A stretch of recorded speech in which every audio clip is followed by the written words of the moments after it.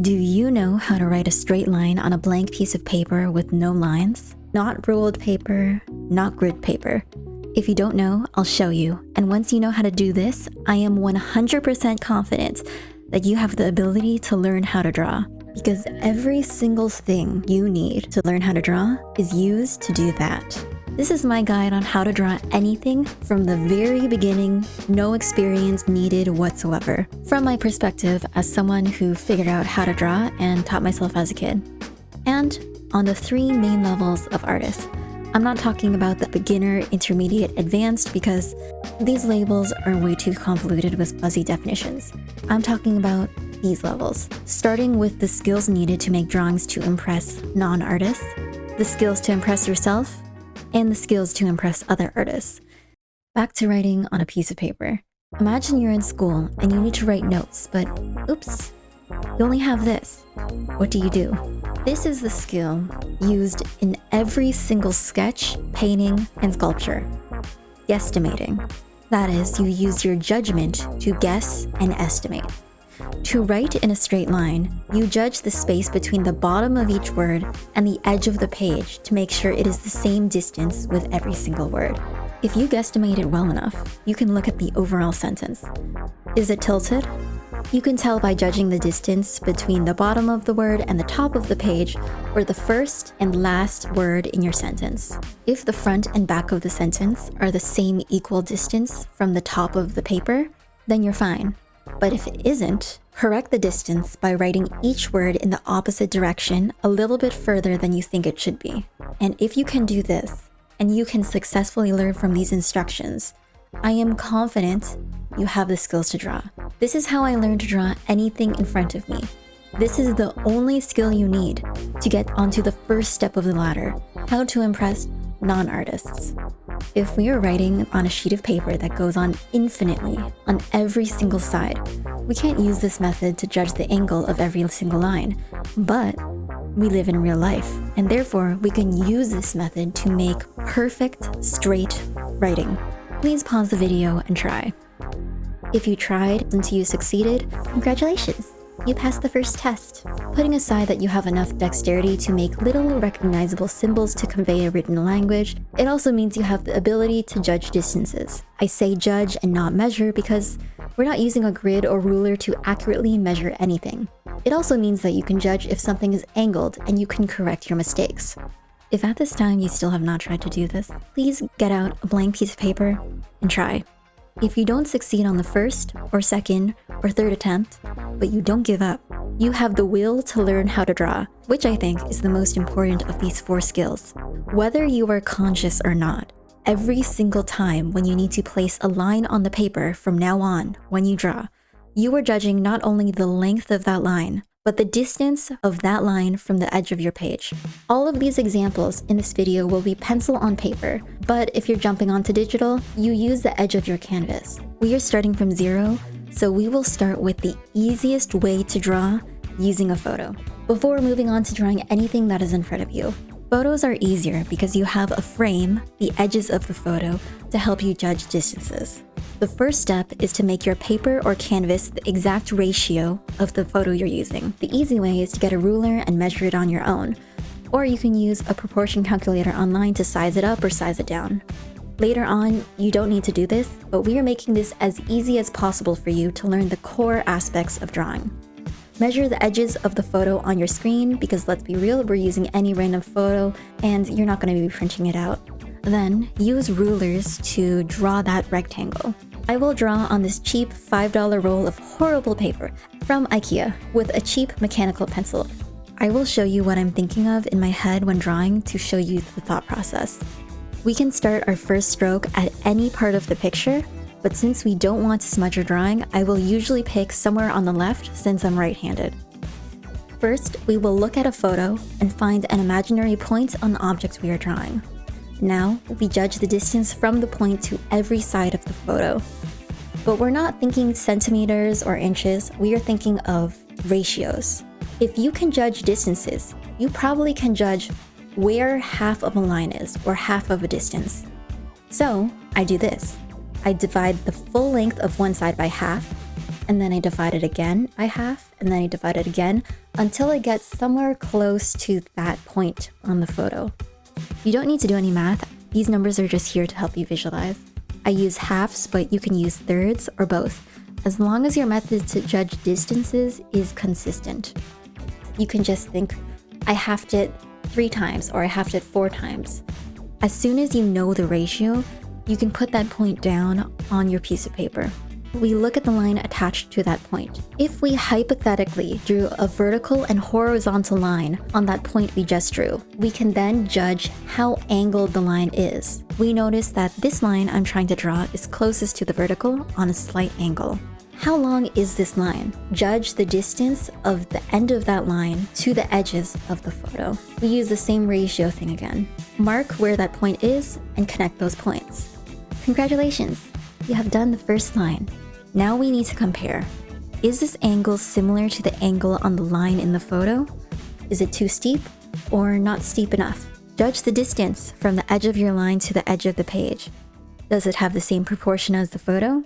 You probably have a side or angle your line is leaning. The direction it is off is different for everyone. Notice which direction it is off, and when you repeat these steps for every single line or point in your image, correct when your line is leaning by tilting it in the other direction. You may overcompensate, but after enough tries, you will eventually learn how to make accurate lines at the correct angles. Repeat these steps for the lines outlining your object.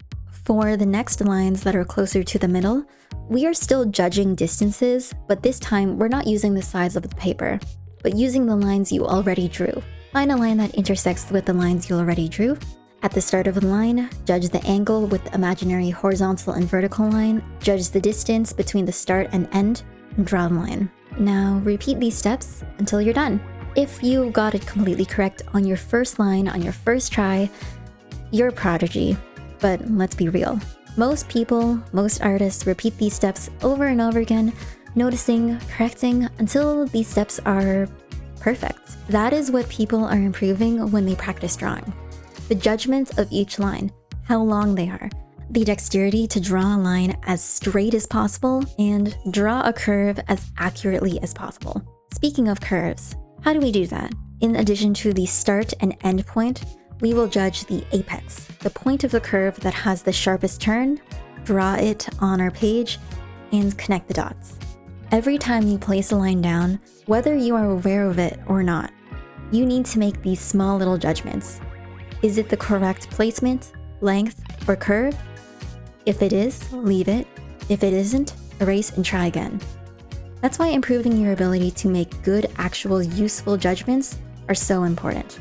If you have noticed that I have not told you to draw boxes, triangles, cylinders, this is because we are only practicing our judgments of distances, angles, and increasing your dexterity. If you are unable to draw a perfect square, it is likely that either your angles are off, your lines are not straight, or the sides, the distances between the points, are not equal lengths. So I've been subtly teaching you how to draw those shapes accurately without telling you to draw these shapes. You might say, oh, I need to learn how to draw a perfect circle or a perfect ellipse. But in real life, most things are not that simple. The curves of this figure aren't even perfect ellipses, so drawing a perfect ellipse to try and make the drawing easier is not increasing your accuracy, you are decreasing it. If you've been sneakily using random circles, oh, a rectangle goes here, because you've seen artists use these guidelines, you are making it infinitely harder for yourself. I'm teaching you the fundamentals of the fundamentals. If you cannot judge distances or angles, your random rectangular prisms, spheres, and cylinders you've been using are going to be all off. If your underlying 3D shapes are off, anything you built with it will be even more skewed and you won't know what went wrong. I have intentionally taught you nothing about 3D forms because you can accurately and reliably draw images, 2D projections of the 3D world, photos, or projections of light into your retina, just from these fundamentals of fundamentals. It is both easier and will give you the confidence to continue art. Yes, you are limited because it means that you cannot rotate objects, and you are limited because you cannot place objects in a 3D space. Yet. But that is all the way in step 2, impressing yourself. If your rectangle is a rhombus or trapezoid, and you don't realize it because you don't have good judgment, you are making it harder for yourself. It's actually really good that you have the drive to go further, but these fundamentals, should I call these fundamentals squared, are way more important because it allows you to draw these shapes accurately. Another warning, do not use a grid. I'm not saying it's cheating or any dumb arguments like that, and I'm not talking about perspective grids.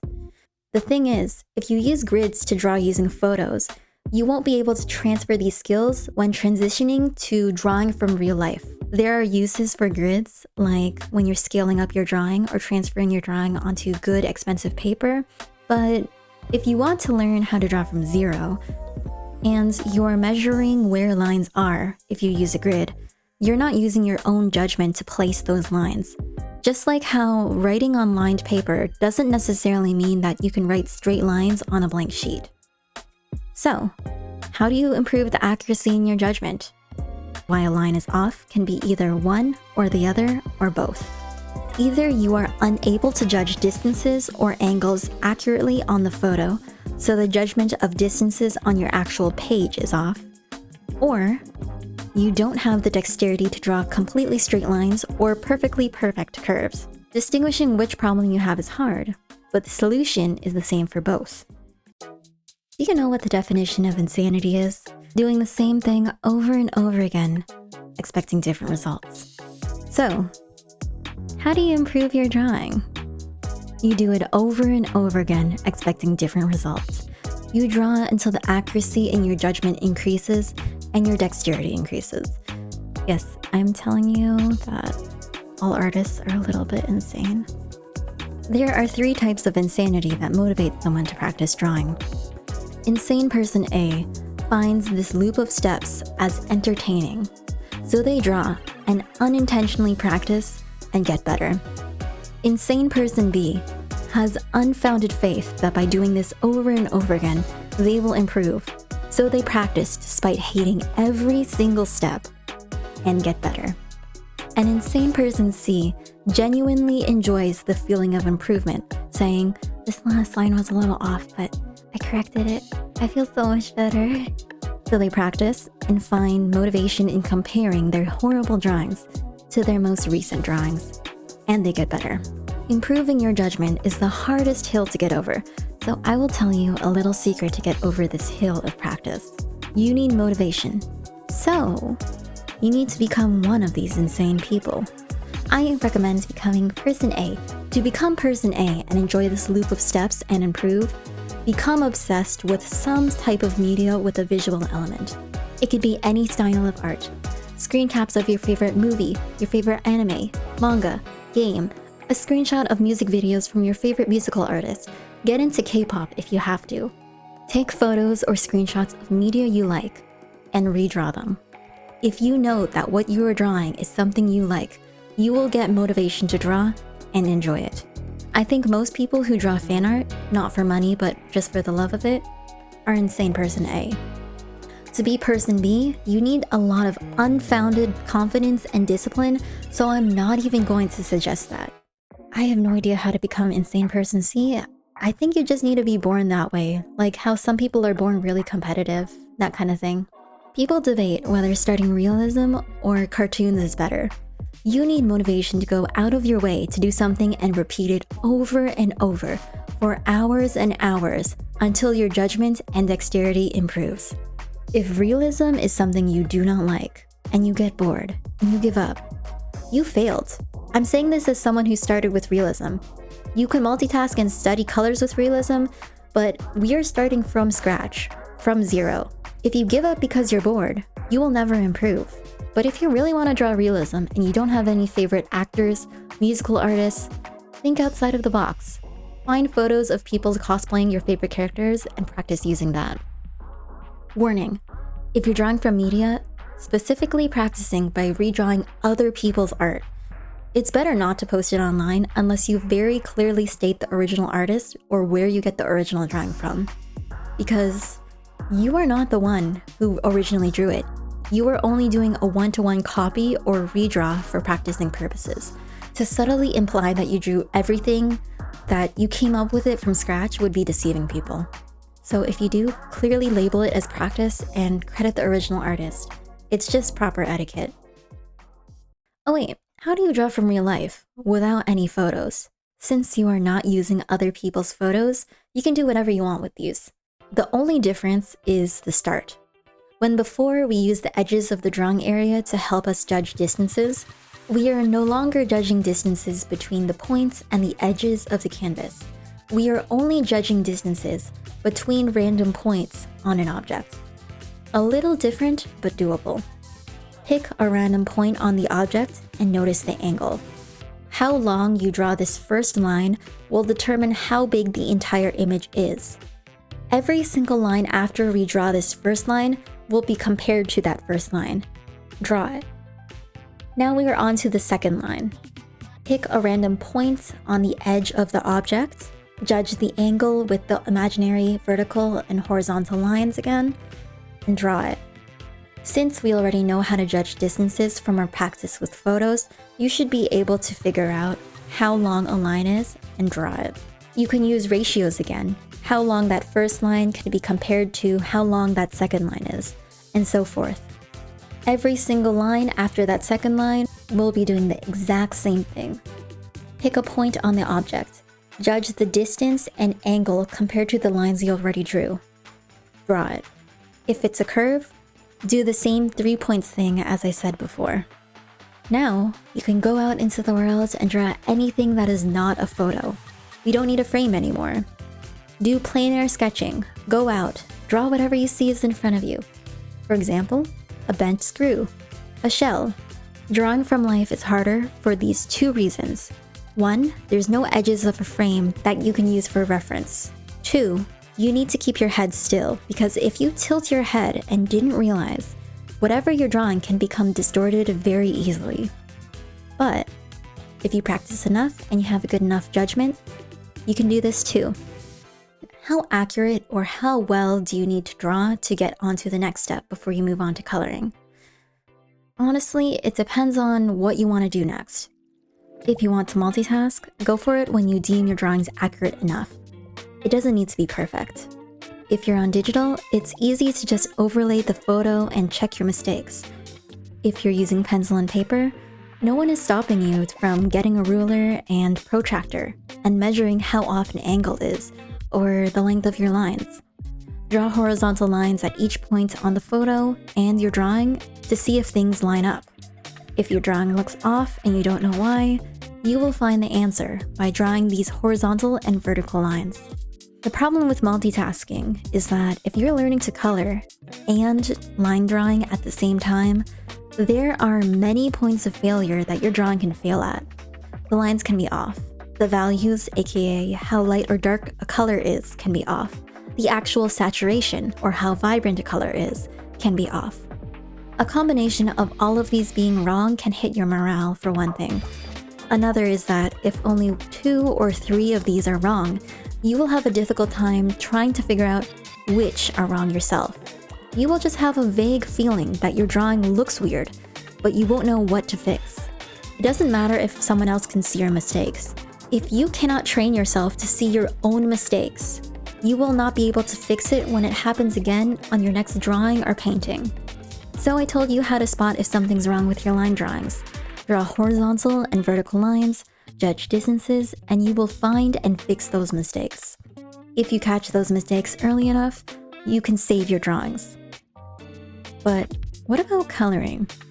People usually start with black and white. The art word is grayscale, because without distracting colors, it's easy to see how light or dark something is. There are many ways with pencil to make something lighter or darker. You can increase or decrease pressure, or you can keep the same pressure and layer it. Or you can increase the distance between lines you're using to color. Hatching. Now make a bunch of tests and try to make many different shades of gray, from lightest to darkest and vice versa. Try to make the blocks into gradients, smoothing the borders in between. If you got this far, congratulations! You have almost all the skills to draw realism and impress non-artists. Try out all the techniques and pick whichever is fun for you to do and stick with it for the entire drawing. There are many ways to learn color and light. The art word is rendering. I will show you how I do rendering, but there are many books, tutorials, and videos out there. Usually, I look at an object and judge. Is it mostly light or dark? If it is mostly light, look at your test and pick a gray in the middle, on the lighter side. If it is mostly dark, pick a darker gray but still somewhere in the middle. Color the entire object except the very brightest parts with that gray. This will be the base gray. The next steps will be repeated until this drawing is all covered. Are there any gradients?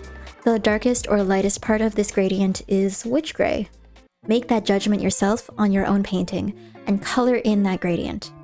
Repeat.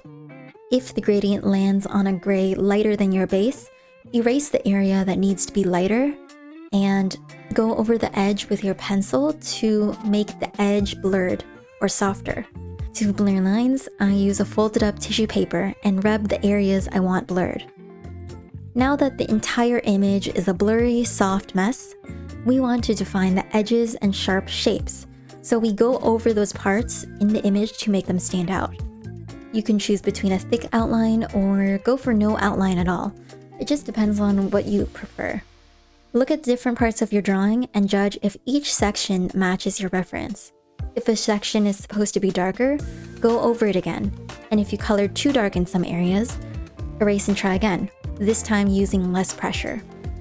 The challenge is to train your judgment of light and dark, because there are some optical illusions that trick you into thinking some grays are lighter than others, and you need to see and color the actual gray. Judge how light and dark something actually is, not what you think you see. And the only way to do that? Practice, find your mistakes, fix those mistakes. And you're done. Congratulations, you have a grayscale image. If you want to make it easier on yourself, you can start with an image that's already gray. No problem. Some people use different methods, like blocking out everything before adding gradients. Pick one technique and just practice. As someone who likes rendering, I showed you the way that's easiest for me to visualize, but even I don't follow my own process. Sometimes I don't do the base gray at all just to save time. But what if you want color, not grayscale? I'll make a painting video later, but using colors in traditional can change a lot between mediums. So I'll give an overview across most mediums: watercolor, acrylic paint, oil paint, ink, what you can do in general. First of all, it's better not to use color directly from the tube. Mixing each color with a limited selection of colors makes the painting more cohesive. Just like with grayscale, pick a main color, paint the entire object that base color before layering colors on top. It's the same as before, it's just a matter of increasing your skills of judgment to determine where the gradients are on the object, looking at the colors, judging how light or dark it is, and putting it down on the painting. As long as you follow these steps, know to practice your judgment and dexterity, and once in a while, you evaluate yourself. Whether a painting's colors are too bright or too dark, you will improve. A way to find mistakes to fix is to hide your painting for a week, don't look at it at all, and then look at it again beside your photo. You will see if something is too light or too dark. Adjust in your next painting or fix the painting you already have. And congratulations! By now, you can probably impress most non-painters or non-drawers, is that a word? I don't know, in your life. People who don't draw. You can say, oh, I made this. But by now, maybe you want to take a step further. What was all that about 3D shapes? If I can just paint a kind of accurate photo with this method, why do people use cylinders, rectangular prisms, cubes, cones? What's all that about? I have to warn you, to get to the next step up is an incredibly hard skill that is difficult to learn. You will look at your realism drawings and think to yourself, am I actually not that good at drawing? What happened? Are you sure you want to do that? You can live in blissful ignorance if you want for the rest of your life. Don't make your life harder, you know? Okay, I'll stop stalling. The difference between these two steps is the ability to visualize 3D space. If you can do this, you can look at any object in a photo or in front of you, rotate it in your mind, and draw it. This means that once you get the hang of it, You can use any photo and put any object in your painting, and it will look cohesive. You don't need to find the exact pose or angle to draw. Don't have a perfect hand photo to reference? Look at your own hand, rotate it in your mind, and draw it. The reason why I call this step skills completely for your own interest to impress yourself is because many non-artists don't know or won't care to know the difference in difficulty between these two types of drawings because the end product looks the same to them. They will look at these drawings and think, this has more details, so it's harder. But I tricked you. In reality, this needed more skill because I had to rotate it in my mind when drawing it. There are people whose whole careers are based off of doing one-to-ones from photos, so they don't need to learn how to visualize 3D space at all. But what if you want to take something from your head and put it on paper? What if you want to put clothes on a character in a specific position, but you can't find that specific position or those specific clothes? Are you going to spend hours trying to find the perfect pose? Or just take the references you have, rotate objects and limbs in your mind, and draw it? If you want to get into animations or comics, both mediums that requires fast drawing speeds, yes, you can use reference videos, but you will need to know how to rotate the body. And if you want any speed, you need to know 3D space intuitively. This is the really sad part about drawing. It is the key to draw anything. But no one will care. No one you will share your drawings to will know if they don't draw themselves. By the way, if you ever attempted to learn how to draw, this is why people say to learn to draw cubes. It's supposed to train you to think in 3D. Why did I not tell you to do this? Think about it this way. If you can't judge distances, how do you know if the sides of your square are equal? If you can't judge angles, how do you know that these angles are perfect 90 degrees? You don't. If you can't do any of these things, and you jump into 3D forms, do you really think your cubes will be any good? So that's why I taught you to judge distances and angles first when drawing. That being said, if you've come this far and you're ready for a morale beatdown, I will tell you how I learned this. Other people visualize in different ways, so if this does not work, try other methods. The game is only over if you give up. Personally, except for drawing the head, I think of everything as rectangular prisms. I learned this by drawing rectangular prisms around objects that already exist. When you are looking at something only using your eyes, meaning no fancy camera lenses, there are 3 rules to always think about when drawing rectangular prisms and visualize 3D space. 1. You are either looking at the top or bottom of an object, not both. So, pick an object, practice identifying if it is the top or bottom you are looking at. 2. You can only look at either 1, 2, or 3 faces of the outside of a rectangular prism at all times. You will mostly see 3 faces. Identifying these 3 sides is the key to understanding 3D space. So draw a rectangular prism around the object. The top or bottom will always be one of those faces. Check how many faces you see. If you see 3 faces, no lines for any of these edges are parallel. They may look parallel, but unless you only see 1 or 2 faces of that rectangular prism, they are not.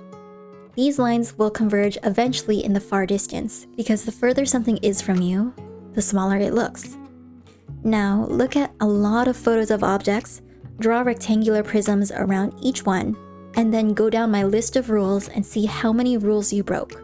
If you broke any rules, fix them. Repeat until you understand 3D space. If you can draw these rectangular prisms, these boxes around real objects, if you can do that, and then rotate the box, go through the checklist of things and see if the box is still correct. If the ratio of the edges and sides of the faces of your box are correct, you can learn to draw anything. Let's say you impressed yourself. You figured out how to do 3D visualization. How do you get to the next tier and impress other artists? Well, what impresses you? When you're doing one-to-ones, all of the decisions, where the line is, how light or dark a color is, it's already decided for you. You're only just depositing that same thing onto your piece of paper. The composition, where objects or subjects are, they're already there. So the difference between God-tier artists and beginners, the difference is in decision-making. How they choose to use the elements of art, how they choose their colors, play into their strengths, make it their own, and have it collide into an end product that looks beautiful, that makes people think. God-tier artists make drawings look effortless. So, you want to make God-tier art. Study it. You study how people make decisions. Take the elements used in art, and there's so many things I haven't even touched in this video, and see how amazing artists use them in their work. This art makes me happy, has incredible composition, speed, color sense, so I try to study and improve on those things. Doing one-to-one copies will not help you as much as trying to make decisions yourself, finding why artists do certain things. I want to make art with good colors, so I try that. We don't live in a vacuum, so it's great to look at artists not to compare and to lose hope, but to see what humans can accomplish, what decisions they made. Someone made this with their own hand, and someday, maybe we can too. If you train your judgment, your dexterity, and your decision-making, I believe that you can draw anything. Don't give up. I believe in you, and that's how you learn to draw from zero.